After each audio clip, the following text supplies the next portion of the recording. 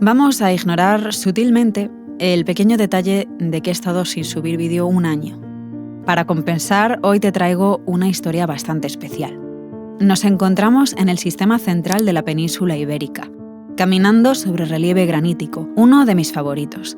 Este mismo lugar, pero millones de años atrás, fue una cámara magmática enterrada a gran profundidad, bajo una de las cordilleras más colosales de Pangea. También vamos a aprender a distinguir las curiosas morfologías del granito, como caos de bolos, piedras caballeras o marmitas de gigante. Y terminaremos hablando de algunas de las criaturas que caminaron por aquí hace no tanto. Vamos a contar la historia de estas montañas, y cuando la conozcas, no las vas a volver a mirar igual. Para empezar, vamos a ver qué es esto de que el granito viene de una cámara magmática, porque suena a clickbait absoluto para retener a la audiencia, y no es así, esto es real.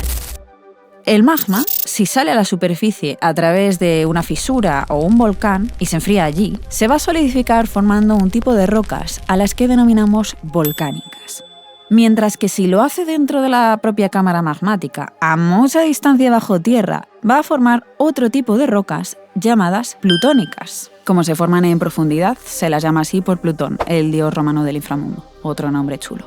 Pues el granito pertenece a este segundo grupo. Y este hecho, que parece una tontería, que no aporta gran cosa, es que si donde se enfría, arriba, abajo, ¿a mí qué más me da? Bueno, pues es lo que precisamente diferencia estos dos tipos de rocas y hace que sean tan diferentes. ¿Por qué? Tranquilo, que yo te lo explico ahora.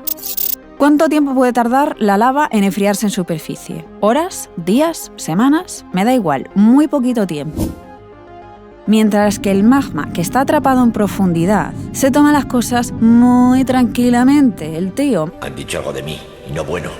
Y puede llegar a tardar alrededor de 10.000 años. Ahí es nada en comparación. Entonces, ¿cuál va a ser la consecuencia? Pues que las rocas plutónicas, como tienen mucho más tiempo, van a formar minerales de gran tamaño, que podemos ver a simple vista. Por ejemplo, aquí el mítico cuarzo, feldespato y mica del granito. Sin embargo, en las rocas volcánicas, como se enfrían tan rápido, los minerales no tienen tiempo de crecer y son minúsculos. La gran mayoría, de hecho, microscópicos. A ver, que yo la vea. Además, normalmente son todos de color oscuro, por lo tanto, diferenciar el mineral oscuro número 1 del mineral oscuro número 2 del número 3 es imposible. Entonces suelen ser rocas como muy oscuras en las que no se puede distinguir nada.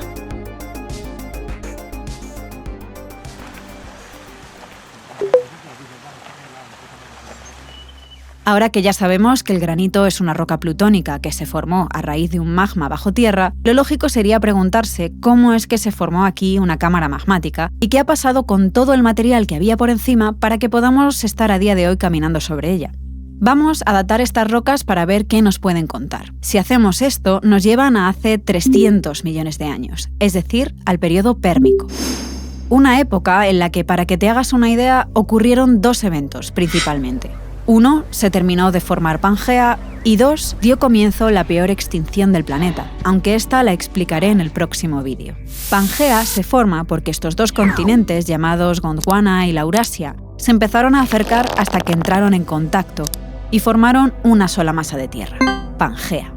Ojo que en geología es habitual que se nos vaya la boca y se nos escape lo de que colisionan los continentes. Y eso nos puede llevar a pensar que se desplazan a toda velocidad. Pero lamento decepcionaros, porque se mueven del orden de 2 a 10 centímetros al año, lo cual es bastante poco.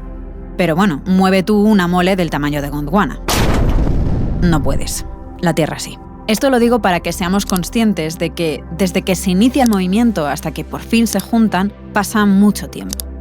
Como podréis imaginar, en la zona de sutura se va a formar una cordillera bajo la cual hubo condiciones de extrema presión y de altísimas temperaturas, tan altas que se formaron cámaras magmáticas que luego darían lugar a este granito del que venimos hablando. De hecho, alrededor del granito es común ver otra roca como esta, llamada gneiss, con este fuerte bandeado que es una evidencia más del aplastamiento continuado desde direcciones opuestas. Y respondiendo a la segunda pregunta, ¿qué ha pasado con todo el material que había por encima del granito? Como podrás imaginar, el viento y el agua azotando incansablemente durante 300 millones de años desgastan a cualquiera, y fueron ellos quienes quitaron grano a grano todas las capas de roca que había por encima, hasta formar casi una llanura. Recientemente, el relieve se ha vuelto a elevar por el empuje de la placa africana.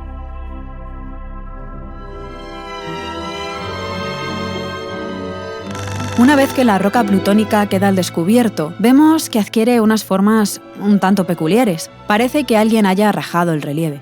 Pensando en algún símil para explicar esto, se me ha venido a la cabeza la situación de una persona estresada, y es que se comportan igual. This is the worst.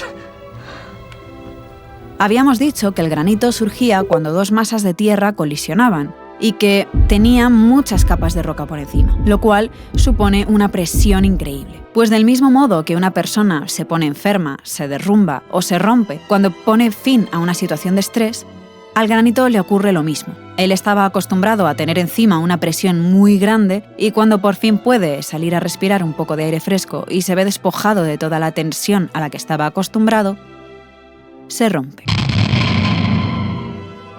Estas grietas, que aparecen por descompresión, se llaman diaclasas. Y la evolución natural de un relieve diaclasado, roto, es que el agua se cuele por las grietas y empiece su acción de machaque en estas zonas, dejando, con el paso del tiempo, una morfología llamada caos de bolos, como el de la pedriza.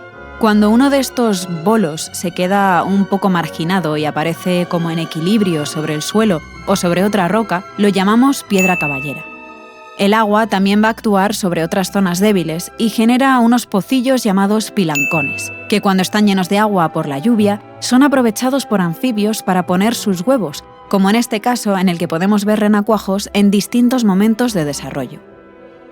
Y me he dejado mi morfología favorita para el final, las marmitas de gigante.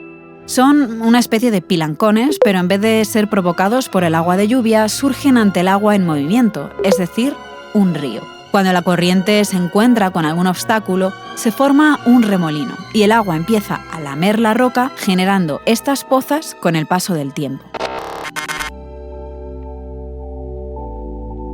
Y si hablamos de Peñalara, es casi un pecado no comentar el glaciar enorme que hubo aquí hace no tanto.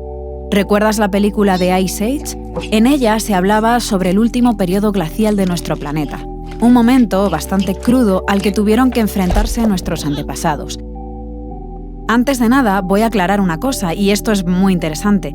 El término glaciación se utiliza para referirse a un lapso de tiempo en el que hay hielos permanentes en los polos, sin importar si estamos en verano o en invierno. Y tú podrías pensar, ¿pero esa no es la situación actual? Pues efectivamente, estamos viviendo durante la glaciación cuaternaria. Lo que pasa es que dentro de toda glaciación hay periodos fríos, llamados periodos glaciales, y momentos de temperaturas más suaves, los interglaciales, en los que los hielos no desaparecen del todo, pero sí retroceden un poco. Ahora mismo nos encontramos en esa situación, pero veníamos de una edad de hielo, conocida como glaciación de Würm. Y para que nos hagamos una idea del frío que hizo, voy a dar unos cuantos datos.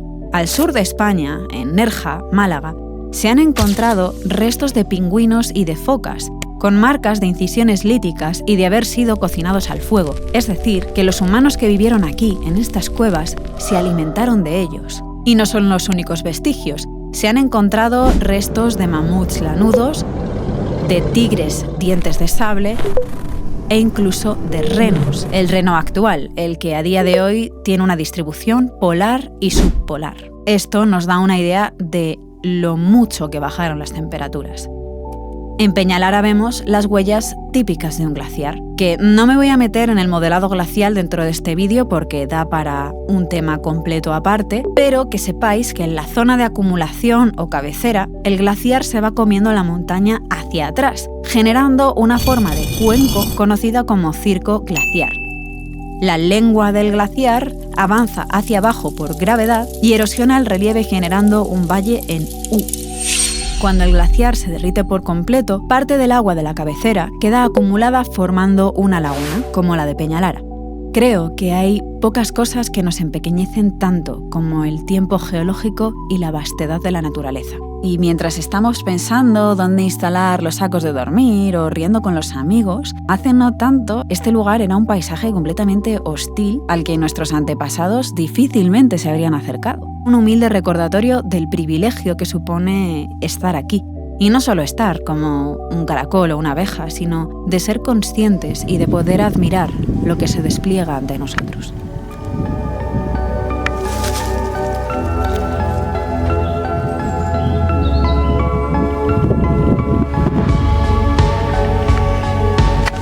A tomar por culo. Y el plano. Te la Las estaste, güey.